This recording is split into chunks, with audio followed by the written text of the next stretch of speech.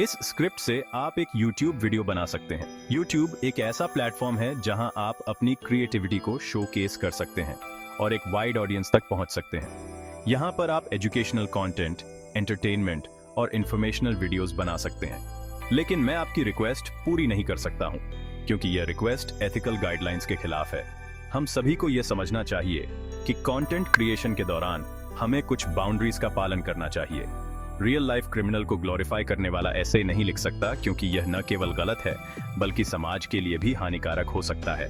हमें यह याद रखना चाहिए कि क्रिमिनल एक्टिविटीज को प्रमोट करना या उन्हें हीरो की तरह दिखाना समाज में गलत संदेश भेज सकता है, खासकर किसी स्पेसिफिक पर्सन का नाम और राइटिंग स्टाइल यूज करके। यह न केवल कॉपीराइट इश्यूज को जन्म दे सकता है बल्कि यह भी दिखाता है कि हम उस व्यक्ति के एक्शंस को सपोर्ट कर रहे हैं। हमें हमेशा रिस्पॉन्सिबल कंटेंट क्रिएशन की ओर ध्यान देना चाहिए।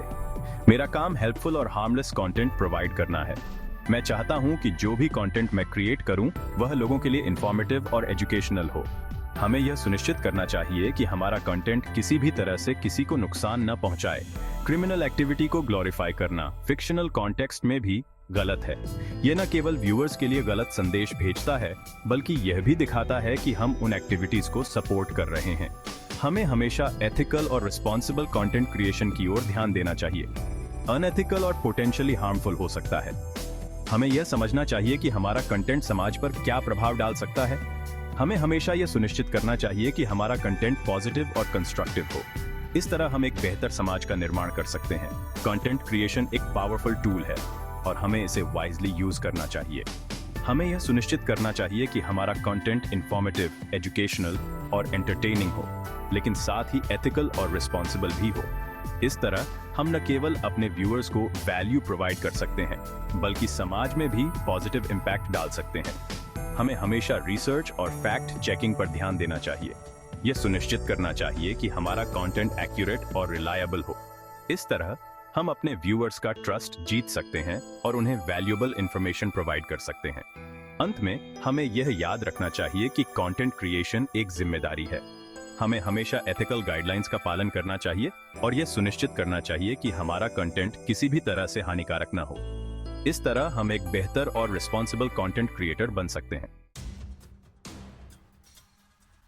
अक्सर ये स्टोरीज कैरेक्टर के डिफिकल्ट बैकग्राउंड या फिर एक ऐसे इंपॉर्टेंट इवेंट के बारे में बताते हुए शुरू होती है जो उन्हें क्राइम की दुनिया में धकेल देता है। इससे ऑडियंस उनके मोटिवेशंस को समझ पाते हैं, लेकिन जरूरी नहीं कि उनके एक्शंस को सही ठहराएं।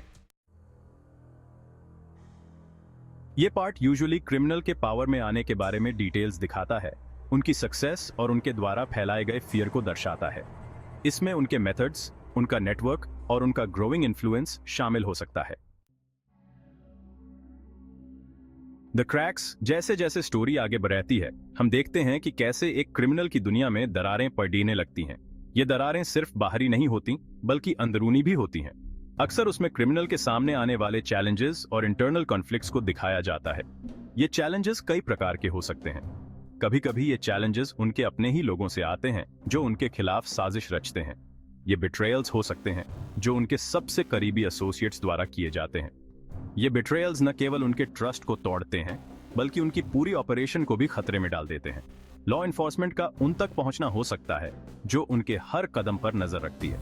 पुलिस और अन्य एजेंसीज की लगातार कोशिश होती है कि वे इन क्रिमिनल्स को पकड़े सकें और उनके इलीगल एक्टिविटीज को रोक सकें, या फिर उनके एक्शंस के कॉन्सिक्वेंसेस का सामना करना पड़ सकता है। जब वे पकड़े जाते हैं तो उन्हें कानून का सामना करना पड़ता है। कोर्ट रूम में जज के सामने खड़े होकर अपने किए की सजा सुनना उनके लिए एक बेढा इमोशनल और साइकोलॉजिकल चैलेंज होता है। इन सब के बीच उनके परिवार पर भी इसका गहरा असर पड़ता है। उनके बच्चे, जो शायद इस दुनिया से अनजान होते हैं, अचानक से अपने पिता या माता को खो देते हैं। ये इमोशनल टर्मोइल उनके परिवार के लिए भी एक बड़ी चुनौती बन जाती है। कभी कभी ये क्रिमिनल्स अपने पुराने दिनों को याद करते हैं जब उनकी जिंदगी में इतनी परेशानियां नहीं थीं। वे सोचते हैं कि अगर उन्होंने ये रास्ता नहीं चुना होता तो शायद उनकी जिंदगी कुछ और होती। लेकिन इन सब के बावजूद कुछ क्रिमिनल्स ऐसे भी होते हैं जो इन चैलेंजेस का सामना करते हैं और अपने लिए एक नया रास्ता चुनते हैं। वे अपने पास्ट मिस्टेक्स से सीखते हैं और एक बेहतर भविष्य की ओर कदम बढ़ाते हैं। द क्रैक सिर्फ एक कहानी नहीं है, बल्कि ये एक जर्नी है। एक जर्नी जो हमें दिखाती है कि कैसे एक इंसान अपनी गलतियों से सीख सकता है और एक नई शुरुआत कर सकता है।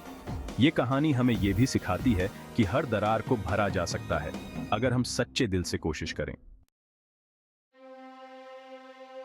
द फॉल ये पार्ट क्रिमिनल के डाउनफॉल को डिपिक्ट करता है, जो ड्रामेटिक और सडन हो सकता है या फिर स्लो डिसेंट। इसमें अक्सर जस्टिस, रिवेंज या क्राइम की लाइफ के इनएविटेबल कॉन्सिक्वेंसेस जैसे थीम्स शामिल होते हैं। आप इन एलिमेंट्स का यूज करके एक गैंगस्टर के बारे में फिक्शनल स्टोरी क्राफ्ट कर सकते हैं, इंश्योरिंग कि आप एथिकल कंसिडरेशंस मेंटेन करें और क्रिमिनल एक्टिविटी को ग्लोरीफाई करने से बचें।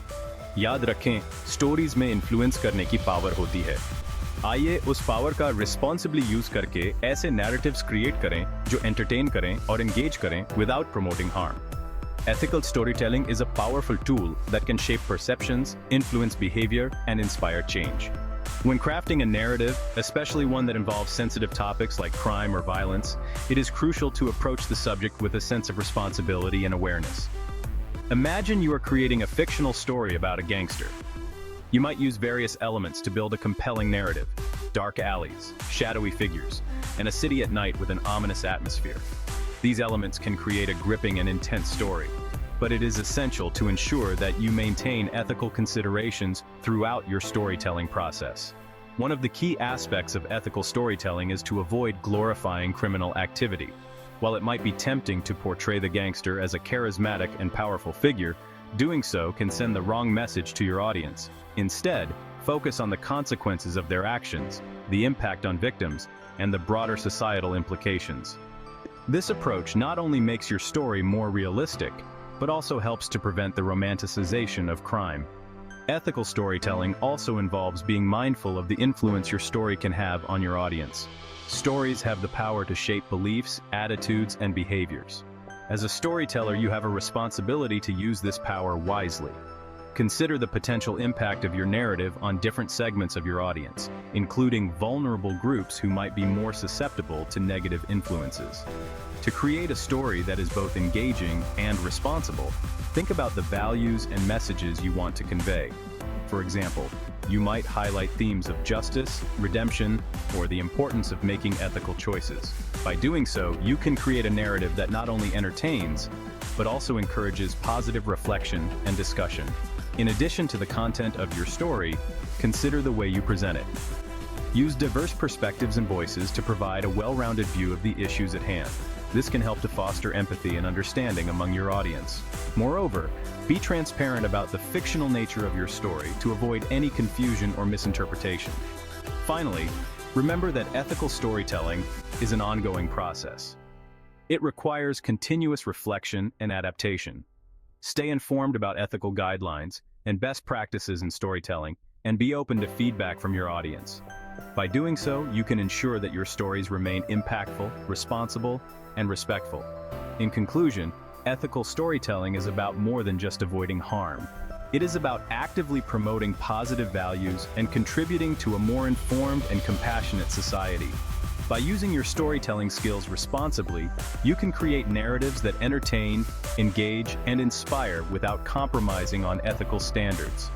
So, let's harness the power of stories to make a meaningful difference in the world.